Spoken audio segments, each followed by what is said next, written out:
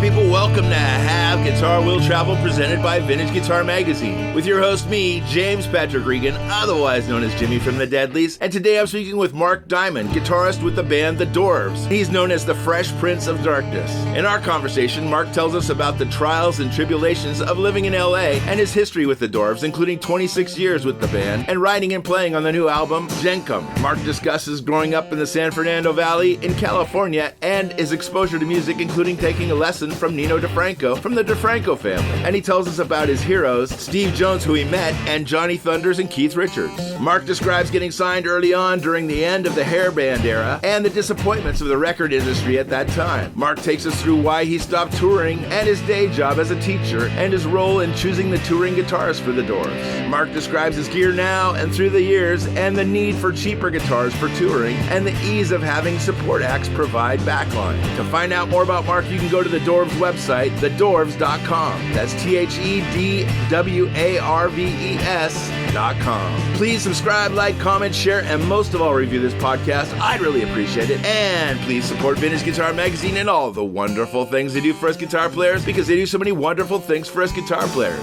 And hey, if you want to support the show, we have a Patreon. It's patreon.com/HaveGuitarWillTravelPodcast. Here's my buddy Marc. Hey there, Marc. Hey. How are you? I'm good. We have a publicist? You do.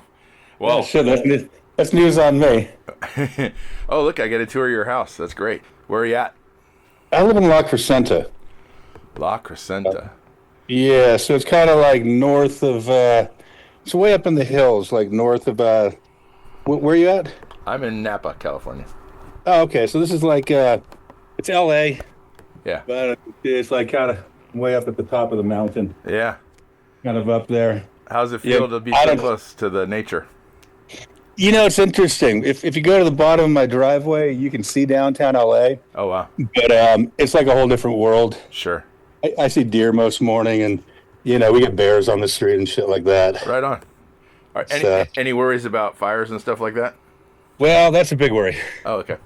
You know, between you and me, when you buy a house, the first thing you ask is your insurer, hey, can you insure this house? Sure. And they're like, yeah, no problem, you know. So I bought the house, you know. House insurance with fire was like, you know, I don't know, $2,400 or something like that a year. It was fine. Yeah. You know. Do you have a massive toy collection too? Oh, it's a massive everything collection. Whatever kind of physical media. Yeah, yeah. I like movies and shit like that. That's badass. I love it. That's great. Crap and a lot of shit in here, you know. Yeah. But yeah, you know, like 3 months later after buying the house, I get a lot of amps, a lot of guitars. Yeah. I get a letter from them saying, oh, it turns out we had your address wrong, and you're really close to the mountains, and, you know, we're going to have to drop you or raise you because of the fire danger. Oh, fuck that. That's and I said, well, bullshit, because the bills made it to my house. So you didn't have the wrong address. Yep. The bills made it here, no problem. So fuck you. And ever since then, I've seen my rates go from $2,400 a month to about $9,000. Damn. A month? Yeah. No, year. A year. Okay. I'm sorry, $2,400 a year to $9,000. It's just been crazy up here. Yeah. Once, you know, the last fire, the Altadena fire, they just, you know, and the California insurance guy won't do anything. Of course not. You know, it's like State Farm, and their whole thing is, you let us raise rates or we'll leave, and then no one has insurance. Yeah. So they agree to whatever, you know, the fuck they asked for. And it's just, it's been a drag. Yeah. Did you grow up in L.A.? Yeah. What part of L.A. did you grow up in? I grew up in the San Fernando Valley. Okay. All right. Yeah, I grew up in a town called Tarzana, like sure. Tarzana Rapida. Yep. Right on. And how long you played in the Dwarves? I was in the Dwarves for 26 years. So the first record I played on was 1999, Come Clean. Wow. I came in, did a bunch of the solos and this little extra stuff, but I wasn't touring with them yet. Uh-huh. I didn't tour with them and actually was in the band until 2001. Okay. I toured all the way until about a year ago. Yeah. I stopped touring. But, you know, I did all the guitar in the new record and wrote a bunch for that and stuff like that. Yeah. Well, just to... I mean, it's no understatement to say the new record is fucking fantastic. Oh, cheers! Thank you. I'm glad you dig it. It's great pop, rock to say. I mean, I don't know. It's great. It's fantastic. I hate categorizing things because I don't want to offend anybody, but I love it is what I want to say. It's like, Well, no, I appreciate that. It's interesting. I was kind of iffy on it. Of all the records, I've done a lot of records, a lot of bands, and I've been in the Dwarves for 26 years. I've never put out a record in any band I've been in that I liked every song on it. Yeah.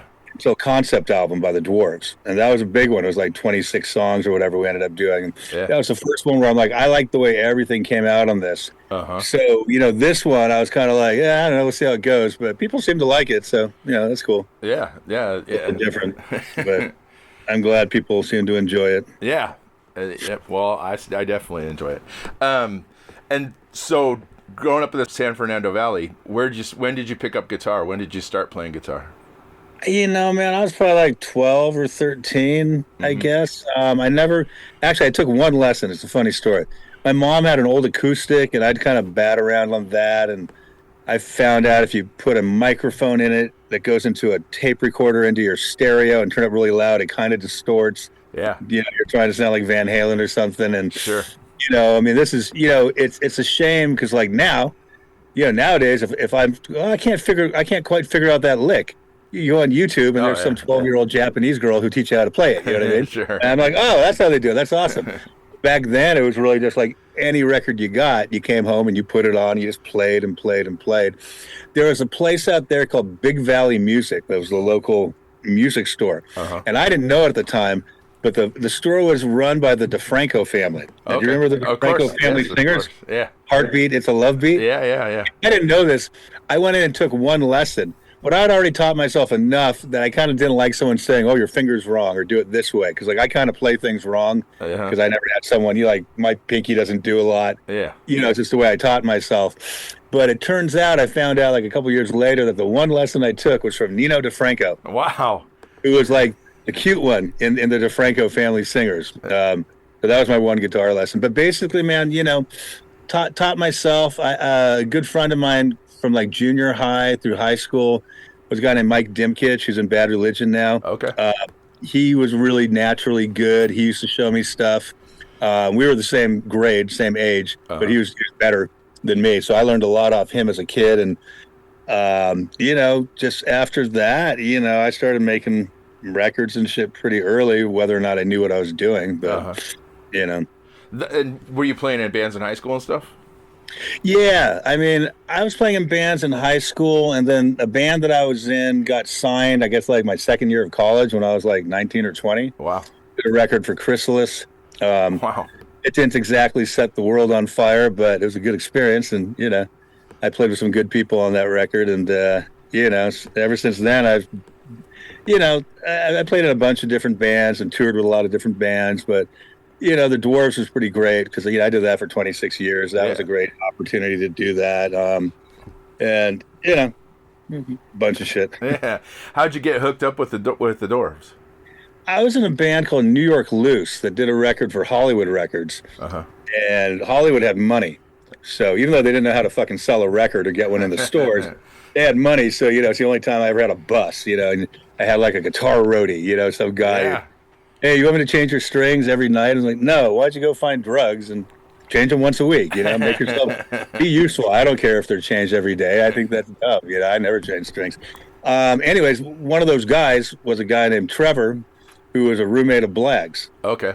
Yeah, we became friends, and I'm like, what else do you do? He's like, I work with the Dwarves, and I'm like, oh, that's cool. I know the Dwarves. I like them. And he's like, well, they're kind of looking for a guitar player right now. They're not getting along with their guy. Yeah. And he's the one who suggested me to Blag, and that's when I came in, and I finished up solos and just little extra things on the Come Clean record. Sure.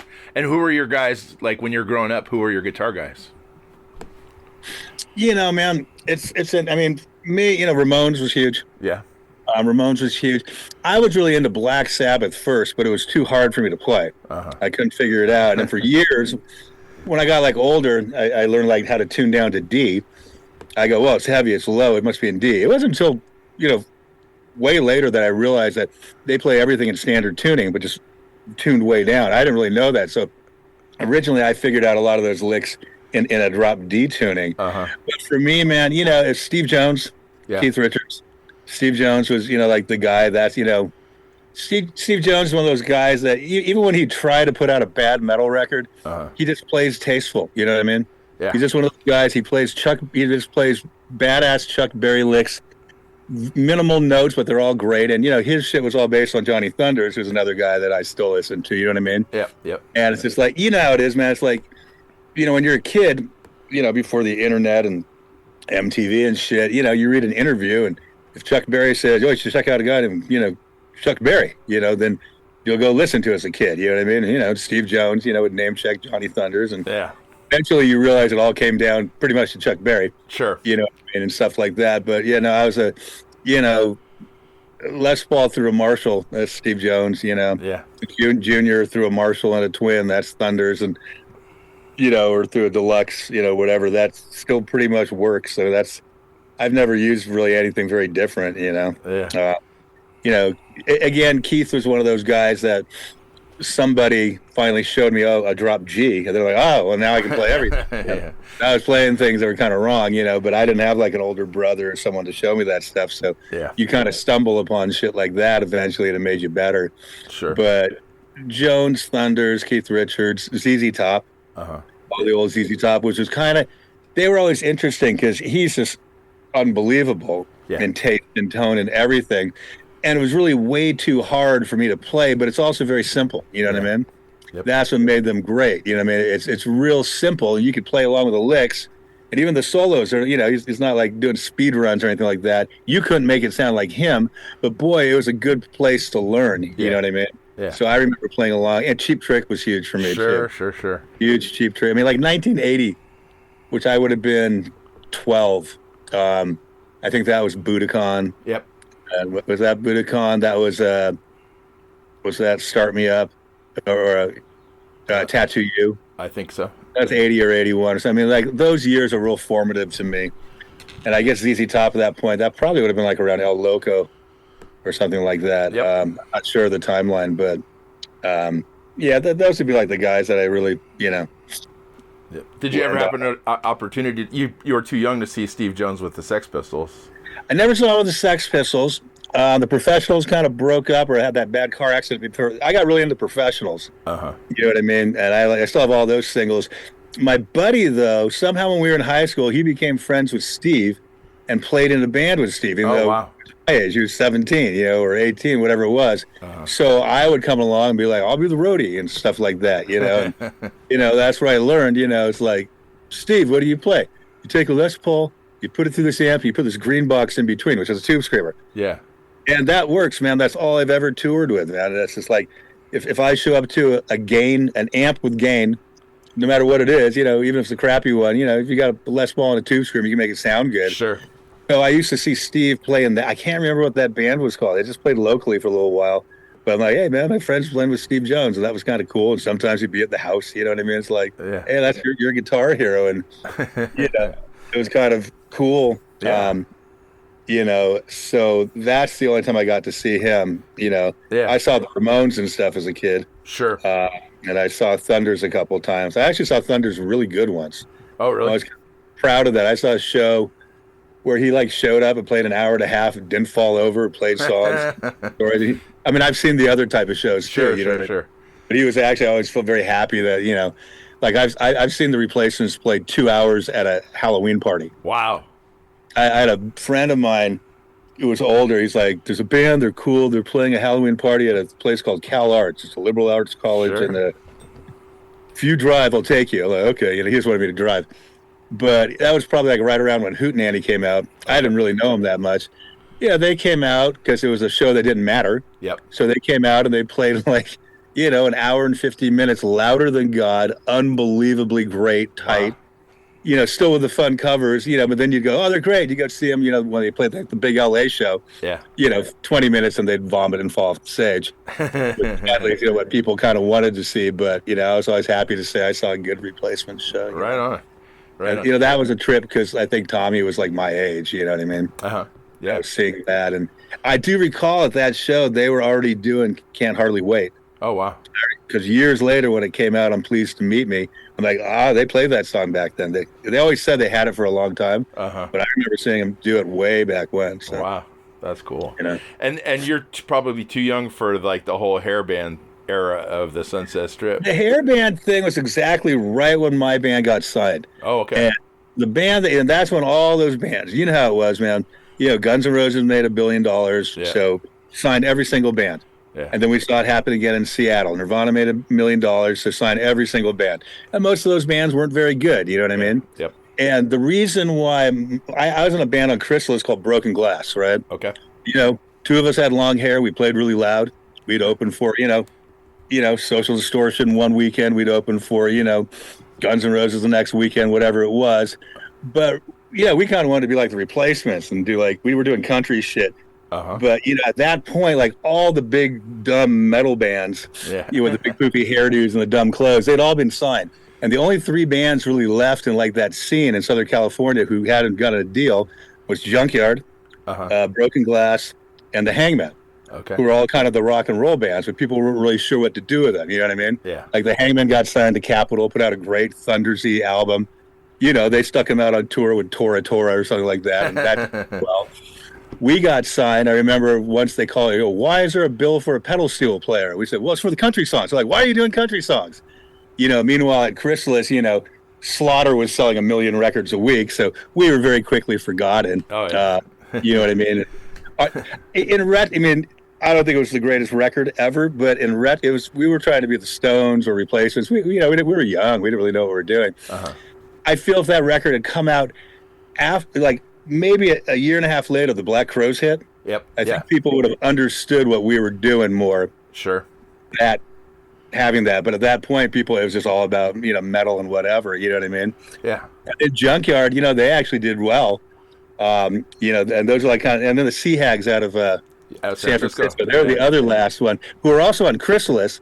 And one of the reasons we didn't get any push is that they spent so much fucking money on the Sea Hags. They got Mike Plank. That's the first record he did after Appetite. It's on the Sea Hags, and every time they put the Sea Hags out, they get busted for dope, and they get sent home, and then they eventually OD'd and whatever. And, you know, when it came our turn, our record, they're like, yeah, we're not pumping any more money into these junky LA bands. Fuck you. They really didn't, you know, and, you know, our shit, I don't think it would have been a big hit, but it died pretty quick. Yeah. You know, years later, you know, the Junkyard guys are really good friends of mine. So years later, I did a number of tours with them. Oh, right on. I started playing with them when Brian joined Bad Religion. Okay. So if he was with Bad Religion, they'd call me if they wanted to do shows. Then eventually I did like a tour of Spain with them, and those guys are all still really good friends of mine. Yeah. But that, you know, and that's how it was in LA at that time. It was just all the hair bands, and in my opinion, you know, the last couple bands that got signed were the rock and roll bands. Sure. And then there were some other, you know, like Jane's Addiction was different, you know. Yeah. But, you know, stuff like that. But then the whole thing repeated in Seattle, you know. Yep. Yeah. Where everything signed, anybody from Seattle got signed, and there's some good ones, but there's a lot of crap, you know. So. Sure. Yep. Yep. This is how it is. I mean, it used to be they'd sign bands and, like, you know, you get 6 or 7 records, you know, to develop, and hopefully by then you have a hit. You know? Once people started selling 10 million out of the box, that was it. Yep. Because then, you know, economically, it's just sign everything. If one of them hits, we would just wipe the slate clean with all the other ones. So, you know. Yeah. So, yeah, no, I was definitely there for that. When the Doors rehearse, where do you guys rehearse? We all live in different cities and different states. Okay. So it's kind of a big pain in the ass. Yeah. Basically, bass player Nick, he has a place in like a lockout space in downtown LA. Okay. We'll get together there, but like I said, the kid playing drums for us, he lives in Tucson, Blags up in the Bay Area. Yeah. So we never, I mean, the entire time I've been in the band, you know, now I haven't been touring, so I got someone else doing it, but we never really rehearsed that much, you know what I mean? It was kind of like, all right, we'll get together, you know, the day before we fly to Europe, you know, the day before a tour, a couple of days, and rehearse a couple of times. So you had to kind of show up knowing your shit. And if you didn't, you know, that was stigma, you know what I mean? Know the stuff. Yeah. And then as far as like writing albums, everybody writes in the band. So we'd all write stuff and demo it to the best of our abilities. Yeah. And then, you know, get together and try to, you know, learn it as a band, the songs that we wanted to record. Yeah. But like, you know, up until this last record, we had Josh Freese playing drums on like the last 4 albums. Yeah. Josh is very busy, you know what I mean? Yes, he is. We'd be lucky if we got 1-2 hour rehearsal with Josh, and then we'd go into the studio the next day. And honest to God, it's usually like you do one take, and then you say, okay, hit record on this one. And that was usually the one. Like, he's that good. You know what I mean? Oh, yeah. You know, that's how we did, you know, concept album and, you know, invented rock and roll. What was before that? Born Again, you know, the stuff Josh was on. It was very minimal, but he's good. Yeah. Some shit we wrote in the studio right then and there, you know what I mean? So, you know, so yeah, we do it at Nick's in LA, but you know, maybe they're rehearsing more now. I don't know, but Yeah. I never rehearse. Yeah. How come you're not doing the tour? Because I'm old. I've been touring for 37 years. You know what I mean? It's like I got a kid. You know, I've been gone for so much of her life. She's got one more year of high school. I don't want to miss things anymore. Yeah. You know what I mean? So I stopped touring about maybe like a year and a half ago. Yeah. Do you have to work a day job or are you? Yeah. What are you doing? I teach school. Oh, do you really? Yeah, I teach school. Right on. Which is funny because, you know, like, you know, it's always a dream to quit your job and join the circus. You know what I mean? Sure.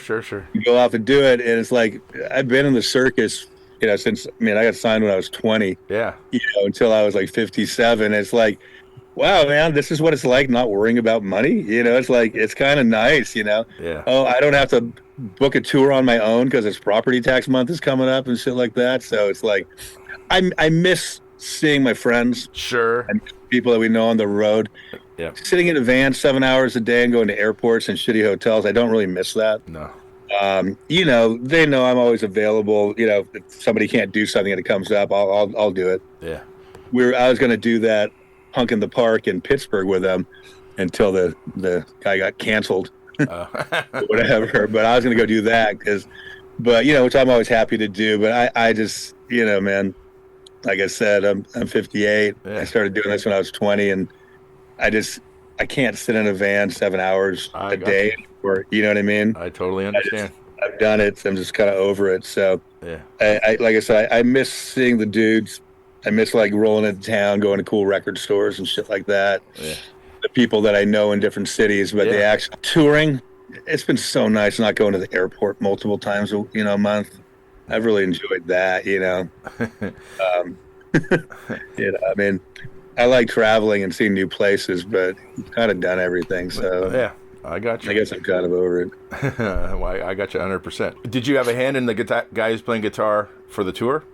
Yeah, the guy, there's 2 guys who've been doing it. One's a guy who plays with Nick and his other band, Mondo Generator. He's an old friend of ours. Mm-hmm. So I got together with him.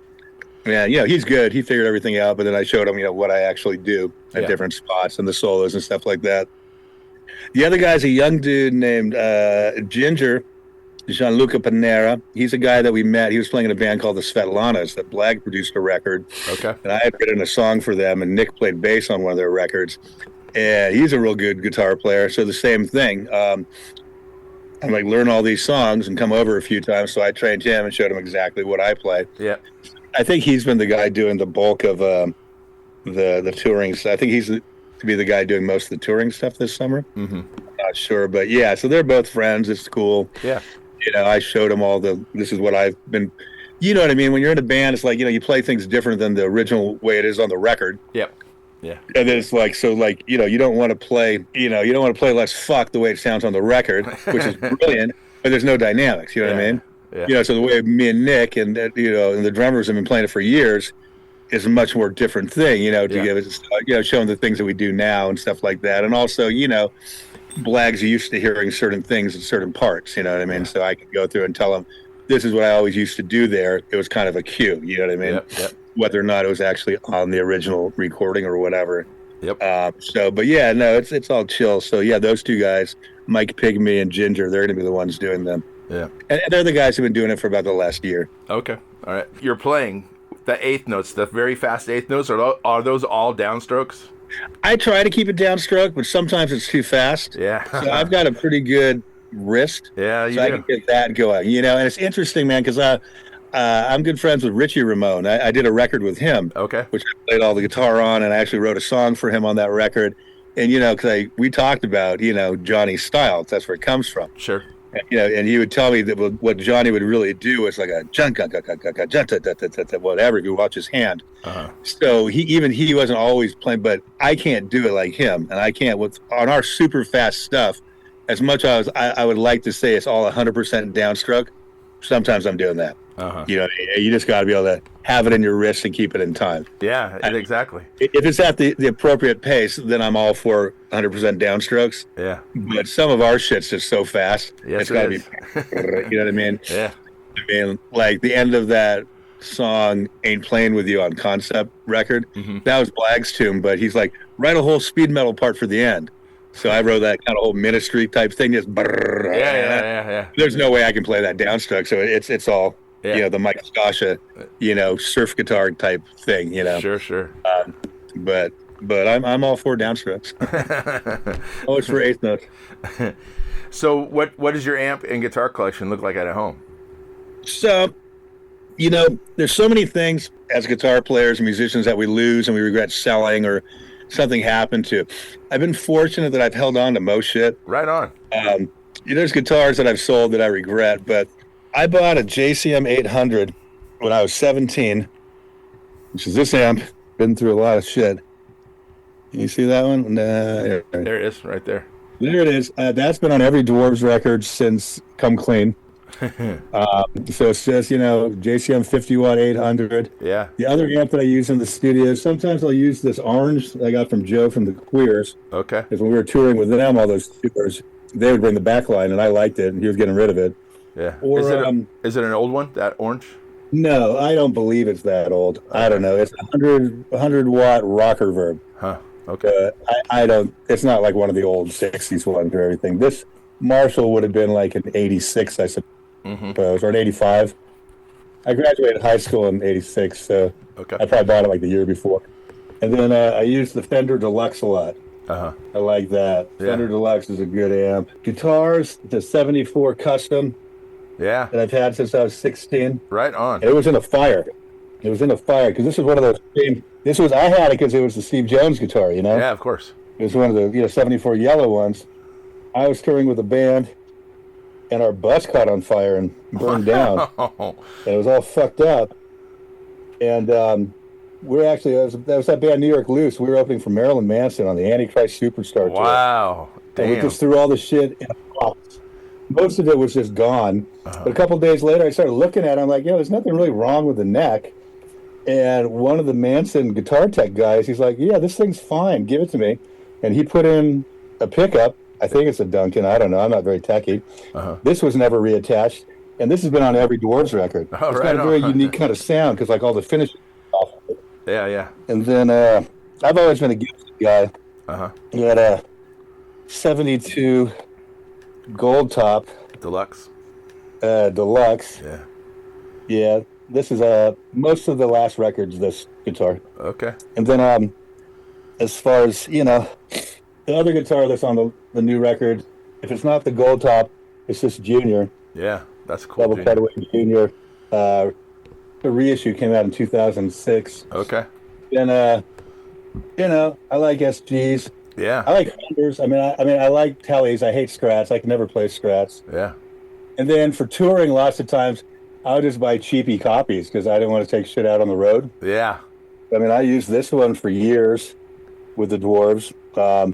It's it's a Chinese copy, but I gave it some love and it's been fine. Yeah. I was out once doing a tour with our bass player Nick. Hondo Generator. We were in Europe. He was paying me really good, so I brought the two Les Pauls, and they both went missing in the airport for like 3 days. Wow. I'm like, fuck, that's a 74 Custom and a 72 Deluxe, and they're gone. Yeah. And right as we're getting into the van to leave the hotel, the airline truck pulls up, like, we haven't found your shit. And they found my guitar. They've been all over the place. They had all these weird stamps. And ever since that moment, I'm like, why am I bringing nice shit on the road? You know what I mean? Kidding. So I don't want to bring nice stuff anymore. So, this is the guitar that I bought. It's a cheapie Gibson. It's only gone to Mexico. Okay. Because I figured if I'm going to lose anything, it's going to get lost and stolen in Mexico. Yeah. I don't mean anything with that, but Yeah. I mean, I was doing a tour with this chick named Texas Terry. You ever heard of Texas Terry? I played guitar for her, we got off for a tour in Spain. My shit came out, and the bass player, he had a nice telly bass. It just never came out. Wow. We asked, and everybody's like, "Oh, no English," and suddenly no one can speak anything. No one knows anything. So he just walked back through that door, the one with like the little flaps. You're not supposed to walk back. Yeah. 30 seconds later, he comes out with his bass. Damn. It was there. Somebody had seen it, liked it, and put it against the wall. Was going to take it home after work. Damn. You know what I mean? So seeing things like that, I'm just like, you know what? I bring these cheapy things out on the road.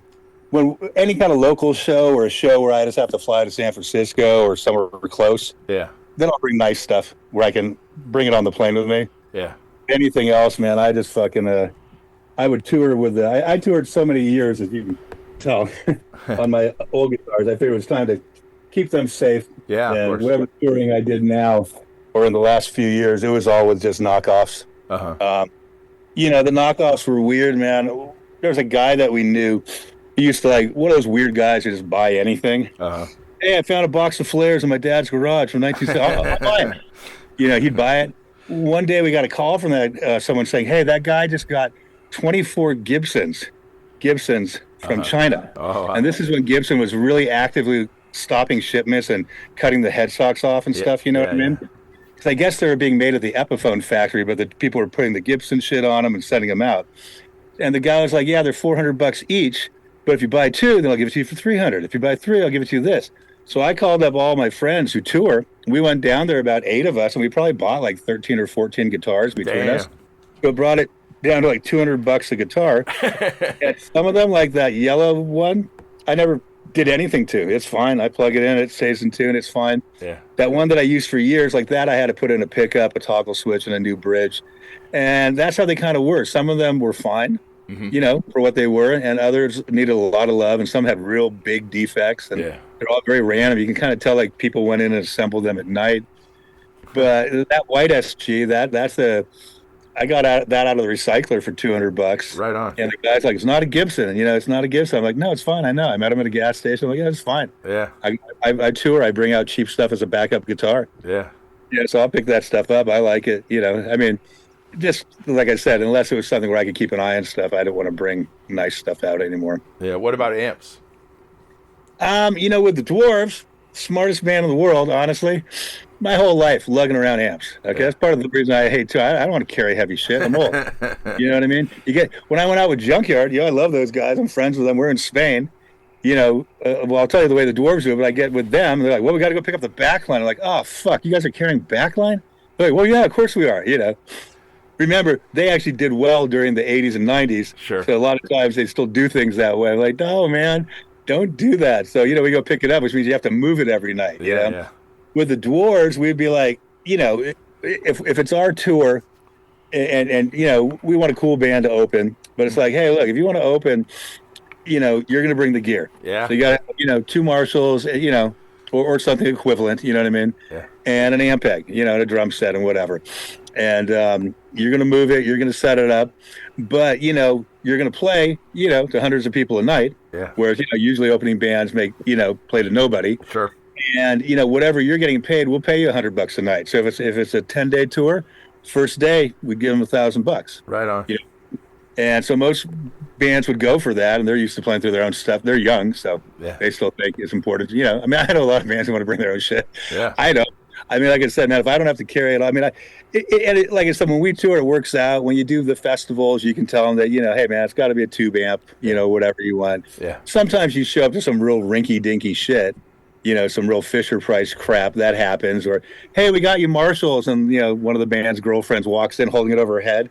And you're like, that's a valve state. If she can hold it over her head, that's a valve state, because I certainly couldn't hold a Marshall over my head. No. It says Marshall. I'm like, yeah, it's not really a Marshall. And those are the worst. But, yeah, man, you know, and the difference is, you know, bands have to get up at 9 a.m., hope their trailer's still there, full with their, you know, or, you know, and then you got to drive in the slow lane. You can't have a car in the fast lane with a trailer. No. And then you got to get to the venue by 3 p.m. To do load in and sound check, which usually means waiting for an hour, then spending another hour watching a sound guy twirl chords. Yeah. Then you got to stay to the bitter end and load it all up and hope it doesn't get ripped off. If you don't bring backline, you wake up at noon. You just go straight to, you know, to your hotel, sleep for a couple hours, get to the show around doors, And at the end, you're just responsible for two guitars, Yeah. snare and cymbals. And it's like, it works, man. And then you don't have to pay for a trailer. I mean, I did sound for years too at the Knitting Factory, and I'd see bands on tour. How long you guys been touring together? Oh, like 2 months. I'm like, you ever think about sharing your fucking backline? Yeah. Because it'd be 6 bands, each one's two Marshalls and an amp pick, two Marshalls and an amp pick. Yeah. And I understand people wanting their own head or whatever. Fine, share the fucking cabinets, share the shelves. You know what I mean? It's like, and it's just like, yeah, it's heavy. We never wanted to do it. It's expensive, and it limits where you can park and what time you got to get up and when you can eat. And so we never, sometimes I remember one time when I was first in the band, we were doing some show, like it was like House of Blues. It was like us and Napalm Death. And I'm just like, okay, cool, man. I'm going to bring my shit, I'm tired of playing through other people's stuff. So, I load up, Marshall half stack, some Fender or whatever, bring 3 guitars. And it's like, that was the biggest mistake of my life, man. Having to move all that shit in. I was like, okay, I see the genius of why we do this, Yeah. And once in a while, like I said, we were supposed to we were doing a tour of the Queers, and they had an accident, and they didn't make the first show. And, they always had great gear. Sure. So their shit didn't make it, so I ended up going on stage. One of the opening bands, it was like a Line 6, the thing you plug in, like, oh, yeah, of course. Thing, like a 12-year-old has in there. But you know what? You fuck it, Yeah. Out front, it probably sounds fine, and you just kind of learn not to really worry about that shit. Yep. Obviously, as a player, you want to be comfortable and know it sounds good. You know what I mean? Yep. This thing did not, but, they can't all be winners. But, you always got to remember that, too. Out front, no one can tell the fucking difference. You know what I mean? You can bring, 30 fucking stacks.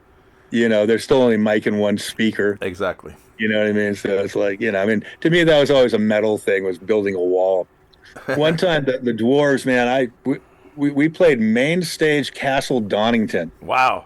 Ozfest opening for the original Black Sabbath reunion with all the guys. God. And we played that, right? And like weeks before, they sent us this thing, what do you need? So they gave it to me, right? And I guess I didn't realize that I could have said, well, I need 8 full stacks on one side, and they'd have it. They had it. They all the rollers. So I'm like, well, we need 2 half stacks and an amp pack. So that's what they brought. And when you watch a video from that show, every single band has built this huge, crazy wall of shit. And we come out, and there's a half stack, and there's like 30 feet in the drum set, and then there's like a bass amp and whatever. But again, they only mic that up anyways, you know what I mean? And I was kind of proud of that. Like, oh, yeah, we didn't succumb to building the stupid wall, That's all you really need. But, the one thing I would do, there's different versions of the band when He Who Was in It was 2 guitars. And a lot of the time it's just me. If there was another cabinet or another amp on the other side, I'd run an A/B box because Nick would like to have guitar on his side. Yeah. And that made it sound kind of bigger. Okay. The real way to do it was Steve Jones actually told me when I was a kid. He would put a chorus set like on nothing in between because it just sort of separates the signal by like a few milliseconds. Yeah. And then it sounds like 2 guitars. But I, of course, never bought chorus pedals. I never did that. But that was all. I did invest in having a very long speaker cable so we could have guitar on both sides. Yeah. And were you always using a tube screamer? I've tried other things, man, but like I said, when I was a kid, Steve Jones was like, get this green pedal. It makes everything sound good. And I'm like, that sounds good to me. And I see him put it in front of a Marshall or a Twin or whatever. I mean, honestly, I think a lot of that stuff comes down to the player. If you have a sound, you're going to get it. But Steve always sounded like Steve no matter what he was playing through. You know what I mean? Yeah. But that works to me. A lot of the pedals, like we fuck with shit on like the albums and solos. We'll try Big Muff and some other things. They get kind of a different feel. But for the basic tones, to me, a big amp on I think it was Keith Richards. He's like, a little amp on 10 will always sound better than a big amp on 2. Oh yeah, which is true because you're pushing the thing. You know what I mean? That said, it's like the tube screamer. It just gives you a little more sustain and width, but it never sounds metal. No, all those pedals always sounded metal. I never wanted to sound metal. And I just wanted to sound big and fat. Yeah. So I always liked them. I tried a couple different things over the years, but to me, it's just if you have a tube screamer, sometimes some shows you never even step on it because everything sounds great. Yeah. But if you do need to, you just know you can kick it over a little bit without sounding, buzzsaw kind of shit, Yeah. So he's the guy who taught me about it, and I always kind of swore by it. It's really the only thing I ever used. Yeah.